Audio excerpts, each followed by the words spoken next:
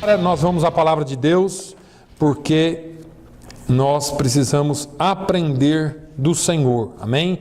E é na sua palavra que nós aprendemos. Eu quero nessa manhã trazer uma palavra que o Senhor colocou no meu coração, que está em Isaías, livro do profeta Isaías, no capítulo 45, Isaías 45, é uma palavra que há muito tempo o Senhor falou comigo. Há uns 10 anos essa palavra foi muito impactante no meu coração. E ontem à noite eu estava lendo a Bíblia e me veio essa palavra no coração. Eu pulei, passei por ela, depois voltei, porque eu costumo dar ouvido à voz do Espírito Santo. Isaías, no capítulo 45 e no versículo 22, diz assim: olhai para mim e sereis salvos, vós todos os termos da terra, porque eu sou Deus e não há outro. Amém?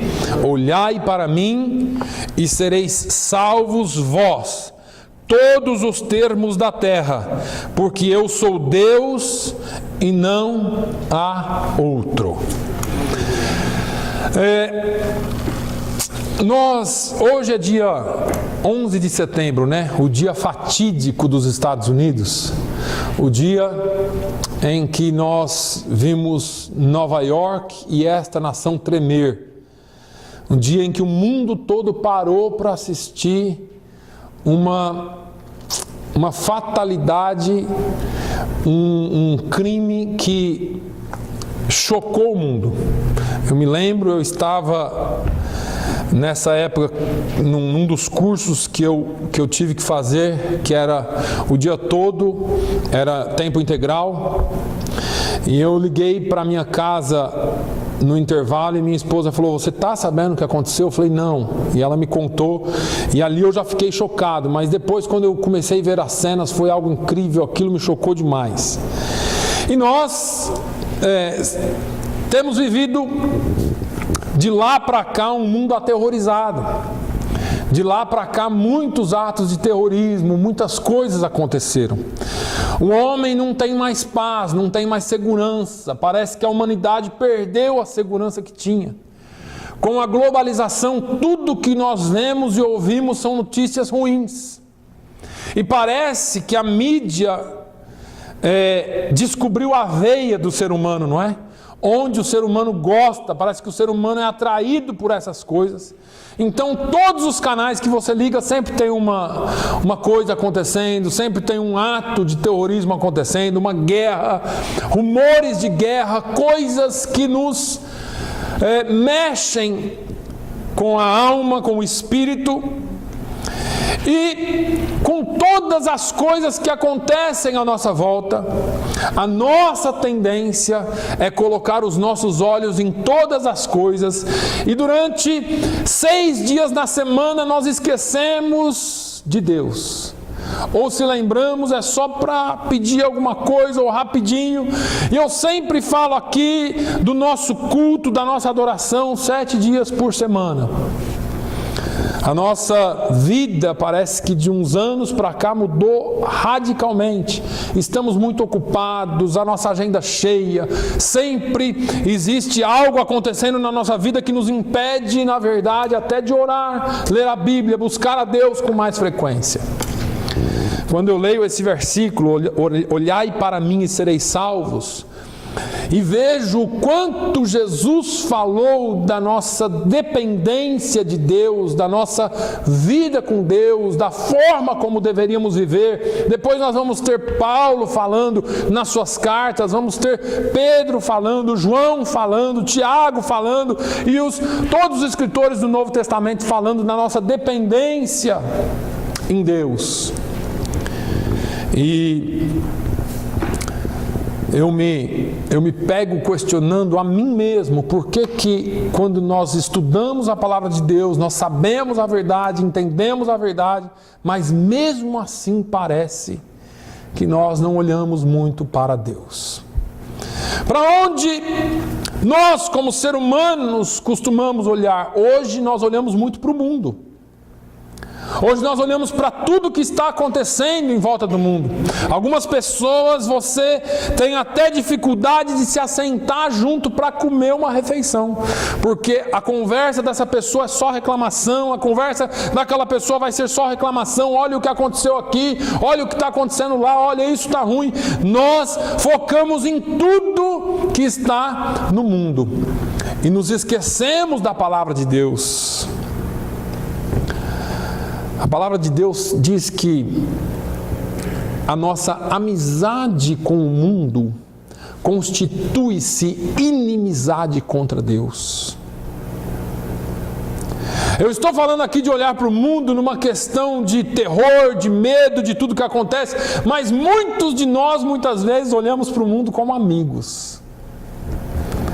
Amigos do mundo, que gostamos das coisas do mundo, que sentimos saudades às vezes das coisas do mundo, e às vezes eu me pego pensando em alguma coisa e eu volto e na minha pequeneza, na minha insignificância, eu falo: Senhor, me ajude a focar em Ti. Me ajude a focar em Ti, principalmente quando as coisas apertam, principalmente quando acontece algum problema, principalmente quando acontece alguma coisa que nos entristece. Eu falo: Senhor, eu podia estar lá, fazendo tal coisa, fazendo isso, fazendo aquilo, mas eu estou aqui. Me ajuda a colocar os olhos em Ti. Porque essa amizade, esse desejo talvez de voltar para as coisas lá atrás, nos afasta de Deus. Paulo falou que alguns dos seus seguidores, alguns dos seus discípulos amaram o presente século. E ele diz que alguns dos seus cooperadores também, obreiros na casa do Senhor, amaram o presente século e o abandonaram. Quando ele escreve a sua segunda carta a Timóteo, no capítulo 1, lá no final do capítulo 1, ele fala assim: olha, todos na Ásia me abandonaram, porque amaram o presente século, porque amaram mais o mundo do que as coisas de Deus. Romanos capítulo 1, Paulo escreve aos Romanos, falando assim: olha, eles amaram mais as coisas desse mundo do que amaram a Deus, eles idolatram e adoram a criatura e esquecem o Criador. E assim parece que nós estamos vivendo. Se você ler Romanos 1, parece que você está lendo o jornal de amanhã cedo, ou de hoje de manhã. Porque Paulo fala de um povo que deixou a Deus, amou a criatura, adorou a criatura e esqueceu o Criador. E nós estamos vivendo nesses dias.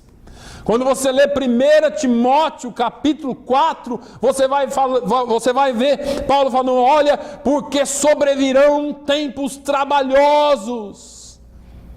Os homens serão amantes de si mesmos.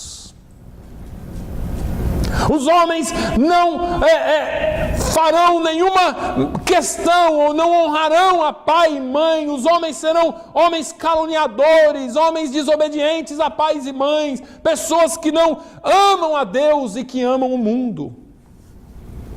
Parece que nós estamos vivendo esses dias. E parece que a igreja por muitas vezes coloca os seus olhos no mundo.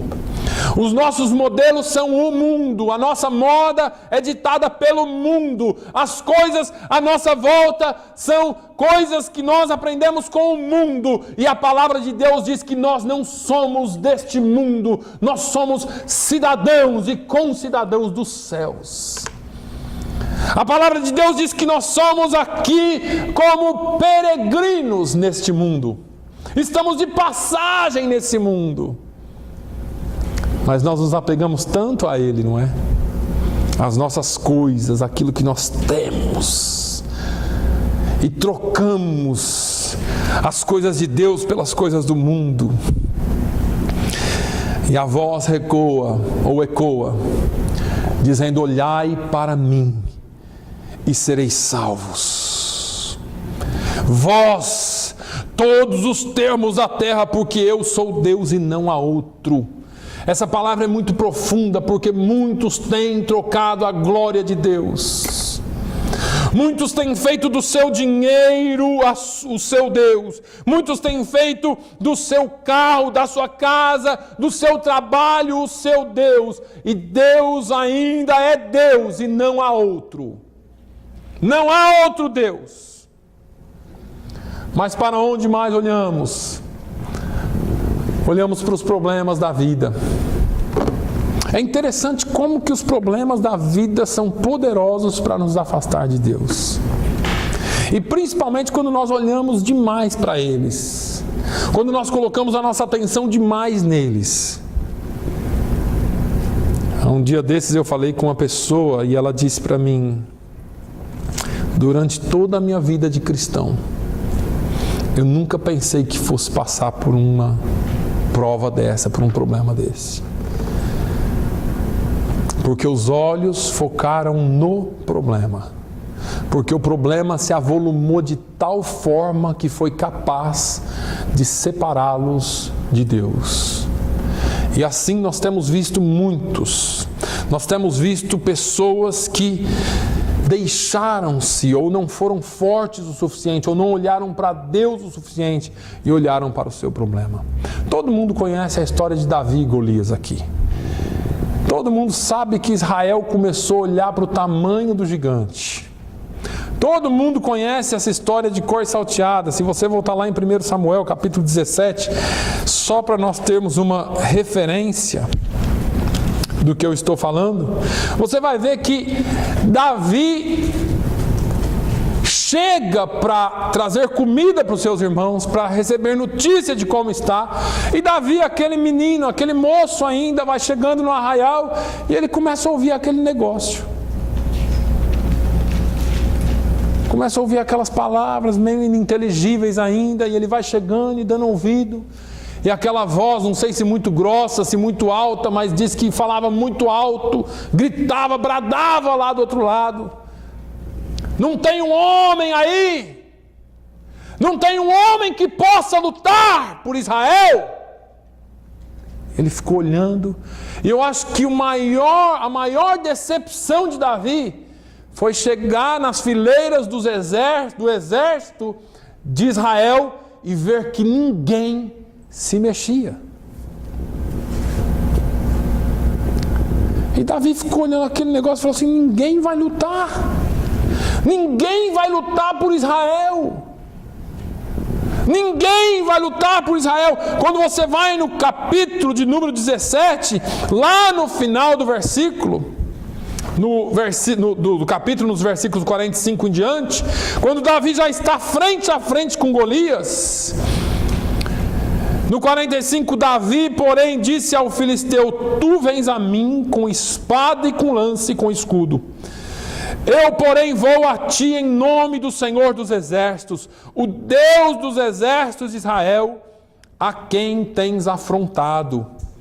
Hoje mesmo o Senhor te entregará na minha mão e ferir-te-ei, e te tirarei a cabeça, e os corpos do arraial dos filisteus darei hoje mesmo às aves do céu e às bestas da terra, e toda a terra saberá que há Deus em Israel. E saberá, agora ele se torna para quem?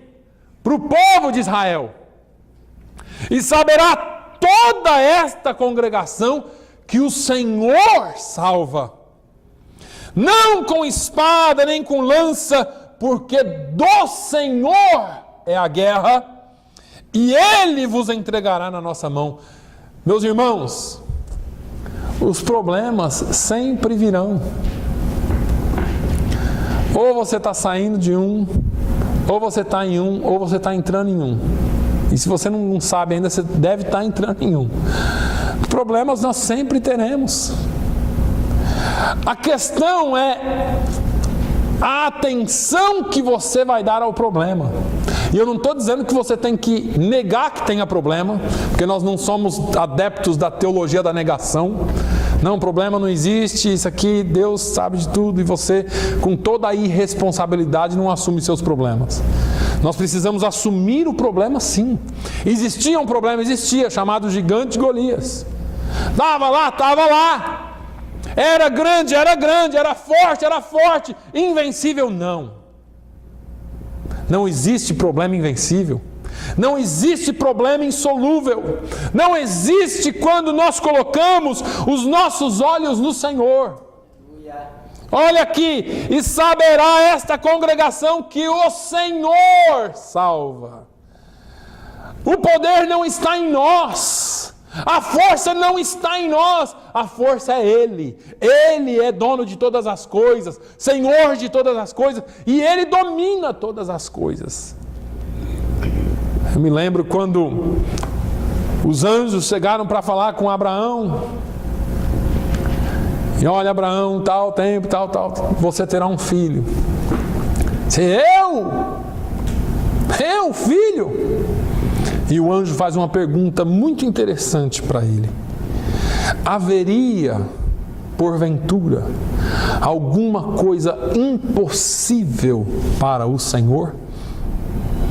Irmãos, o fato é que nós não colocamos os nossos olhos no Senhor. Haveria coisa impossível para Deus? Haveria algo que Ele não poderia fazer? Lembra de Gideão?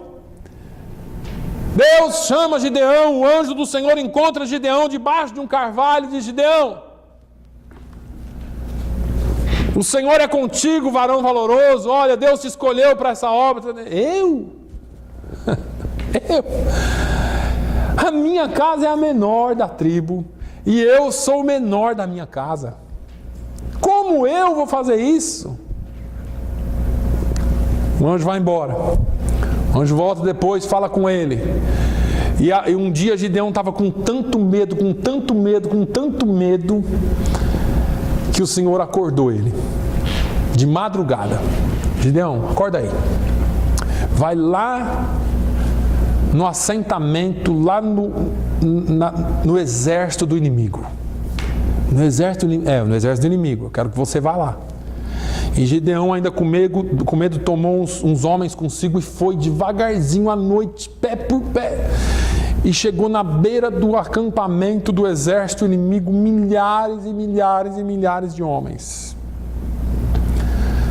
E ele foi chegando, e os guardas também não conseguiram dormir. E tinha 2 guardas conversando.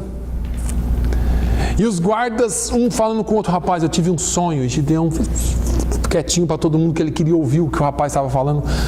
Eu tive um sonho. Sério, sonhei um sonho estranho.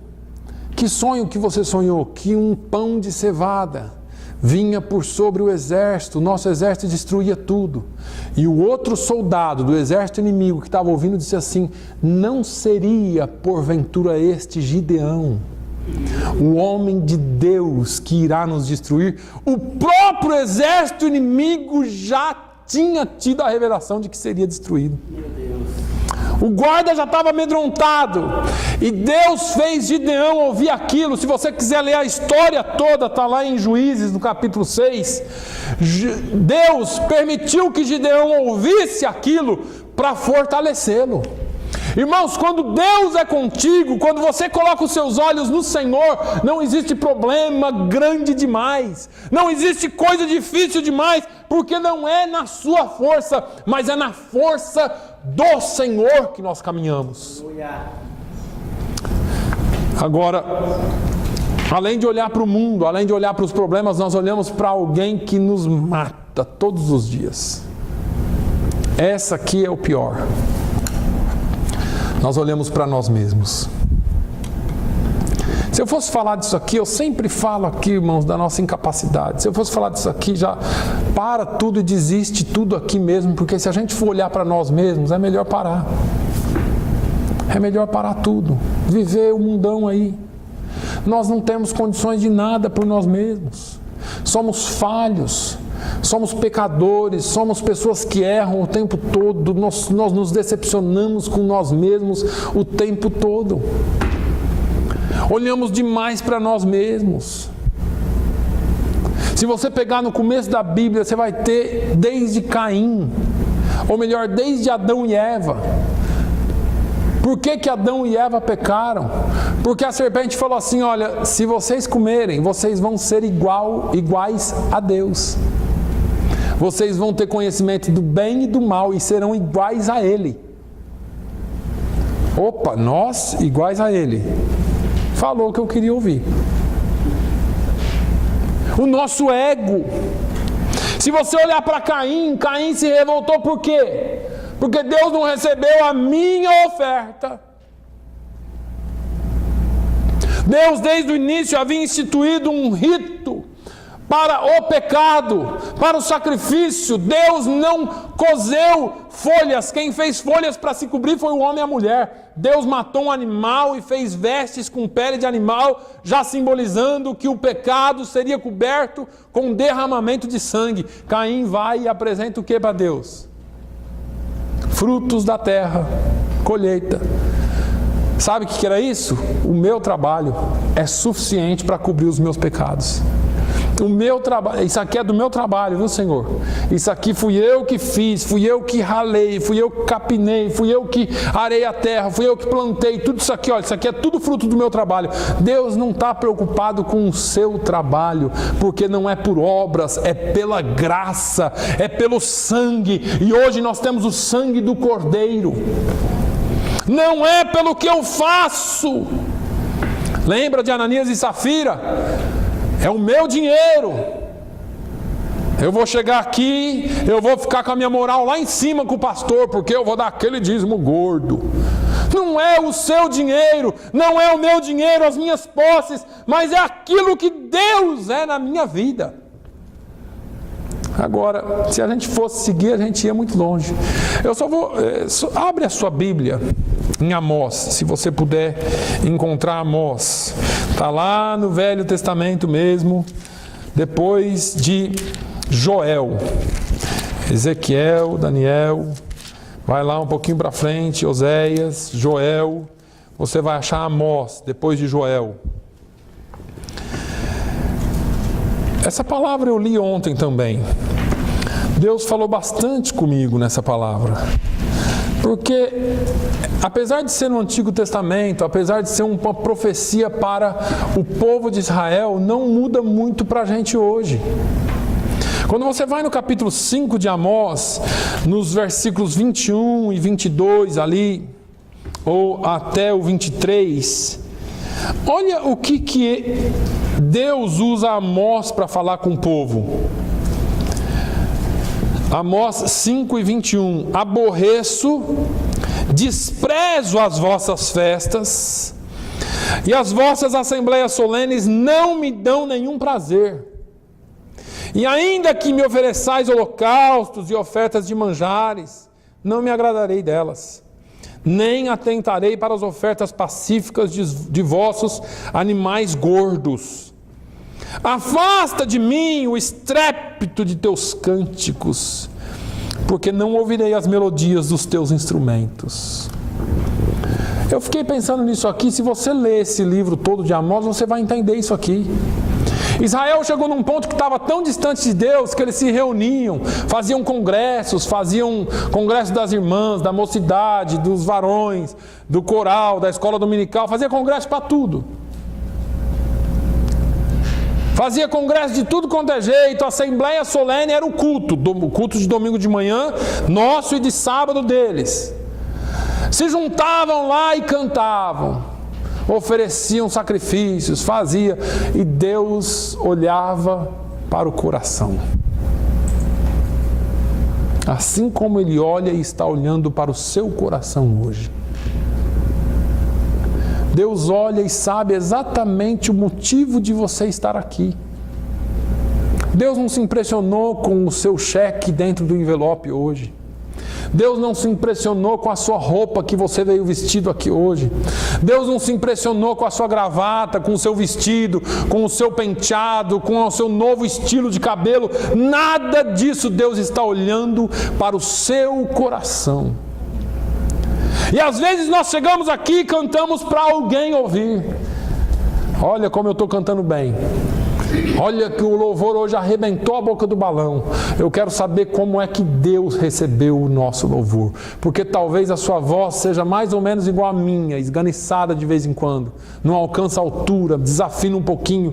Mas se o seu coração entrou na presença do trono de Deus, Ele recebeu a sua adoração.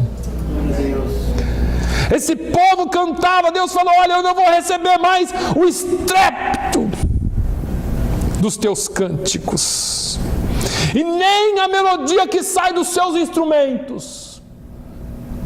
Deus falou: eu não vou receber, sabe por quê? Porque vocês estão cantando para vocês mesmos, vocês estão fazendo shows gospels, vocês estão fazendo coisas que atraem pessoas para vocês mesmos, idolatram vocês mesmos.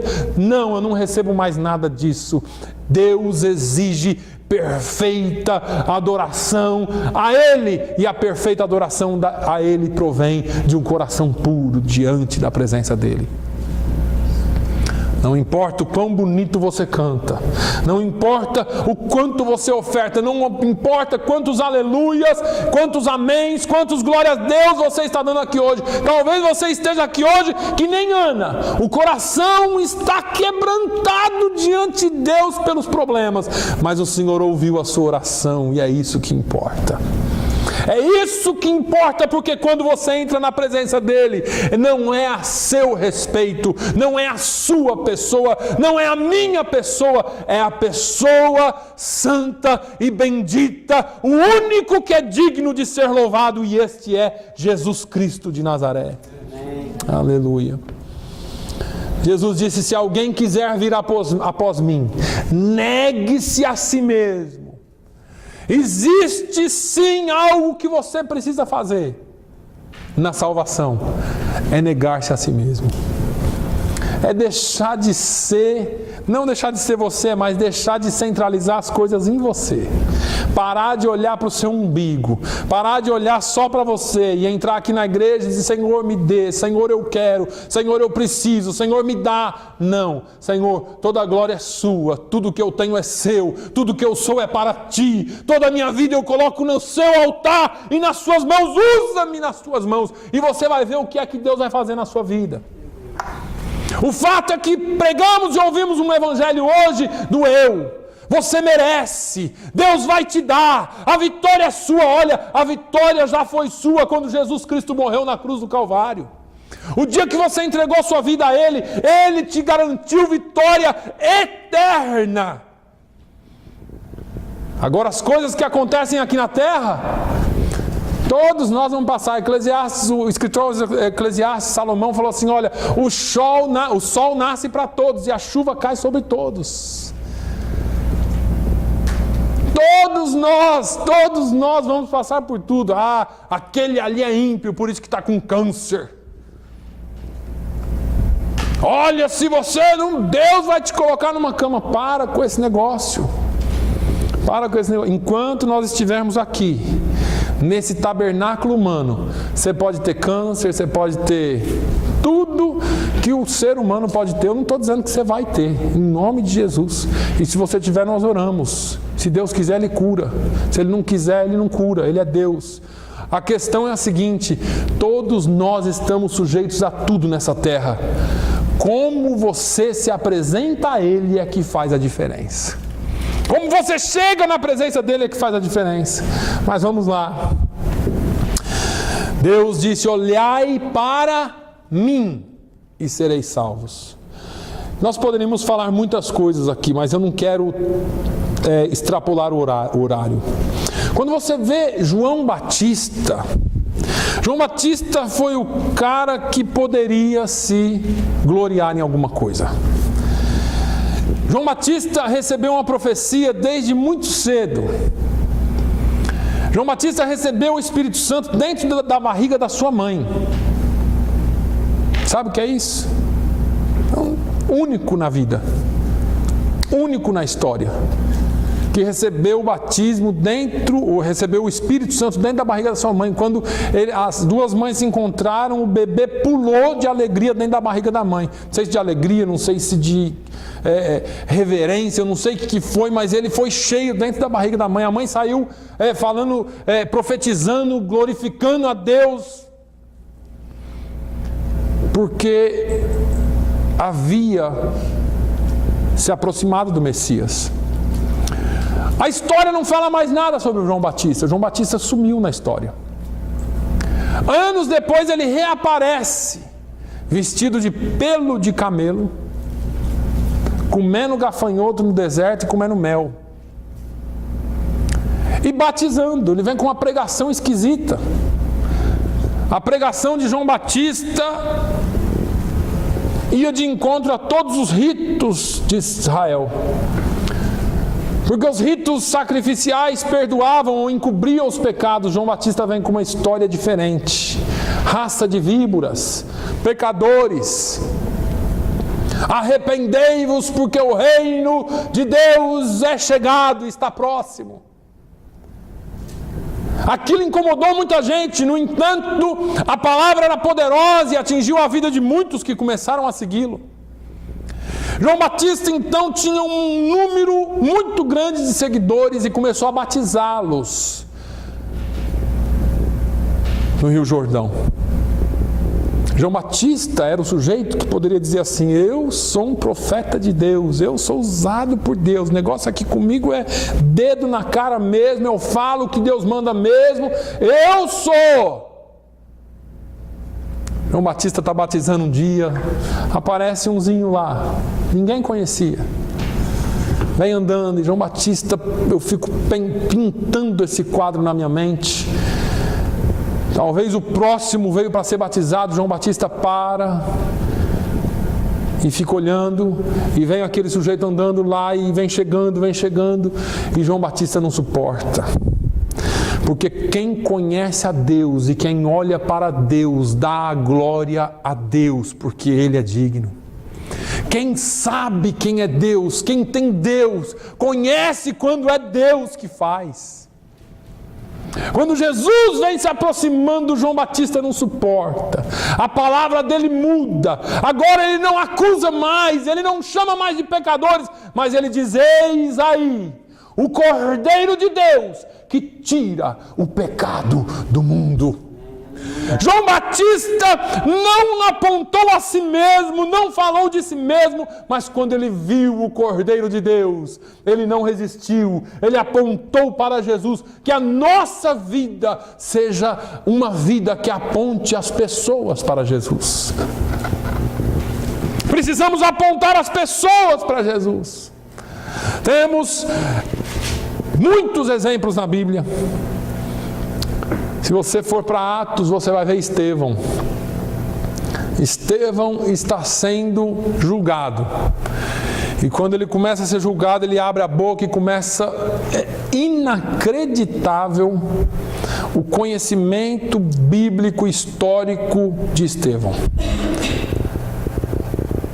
A Bíblia diz que Paulo era muito, mas muito conhecedor da palavra. Ele mesmo fala que ele foi doutrinado e ensinado aos pés de um dos maiores ensinadores, que era Gamaliel. Agora, quando você vai lá para Atos, que você vê Estevão, o martírio de Estevão, você vai ver que ninguém podia discutir com ele. Ninguém tinha condições de travar uma discussão teológica com Estevão. Estevão conhecia a Bíblia, irmãos. O Velho Testamento, Estevão conhecia de ponta a ponta. Estevão conhecia os profetas. Estevão conhecia tudo que havia sido falado sobre Jesus. Estevão sabia quem era Jesus e, portanto, ele sabia que era o Messias. Quando começaram o julgamento, Estevão abre a boca e fala, e ninguém teve condições de rebater o que ele falou.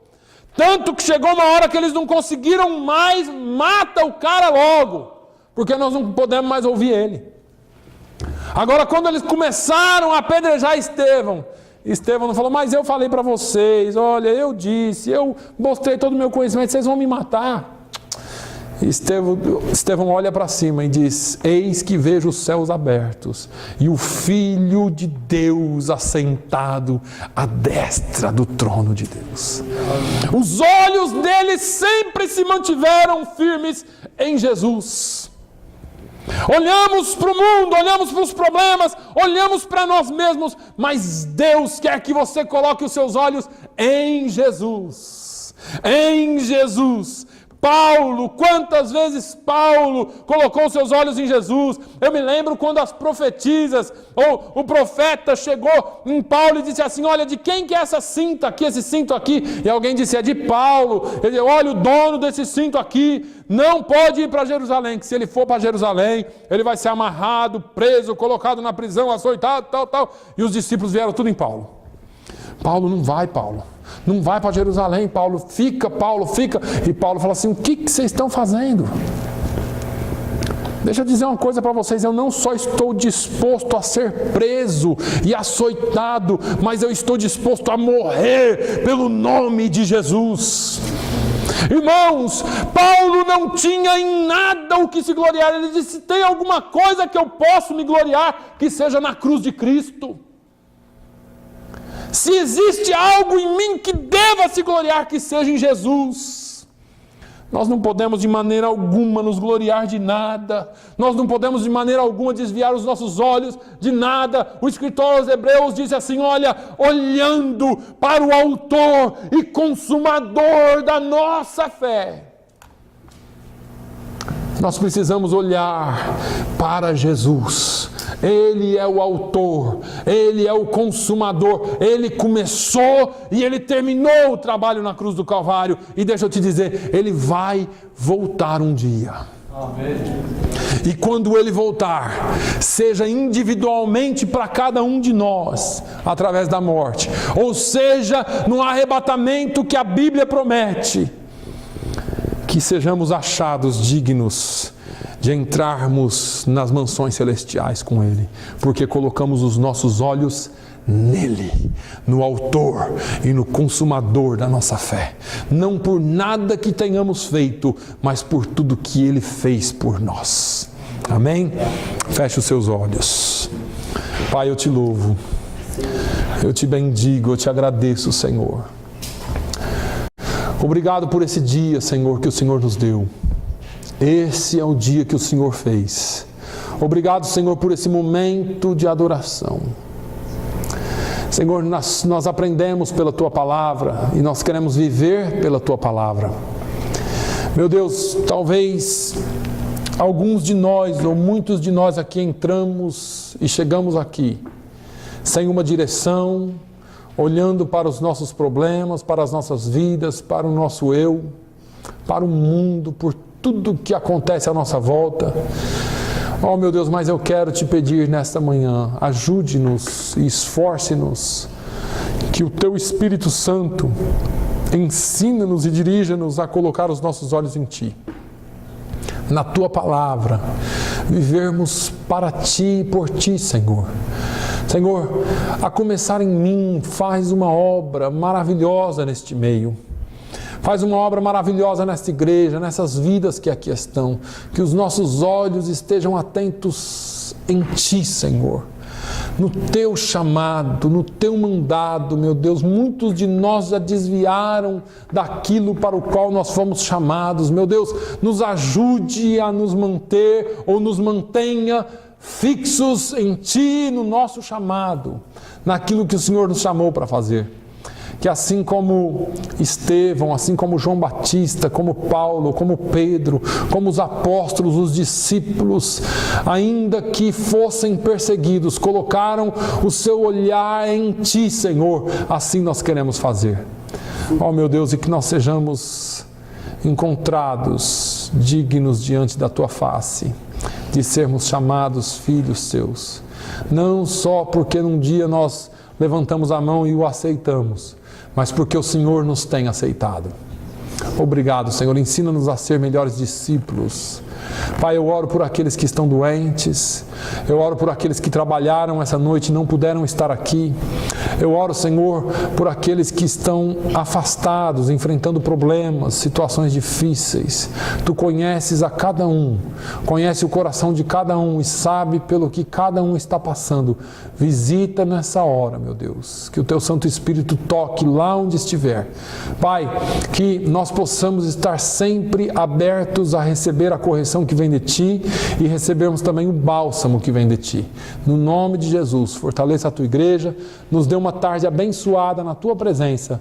É o que eu te peço e te agradeço no nome de Jesus. Que o amor de Deus, a graça do nosso Senhor e Salvador Jesus Cristo, a comunhão e a consolação do Espírito Santo seja sobre todo o povo de Deus hoje e sempre. Todos digam amém.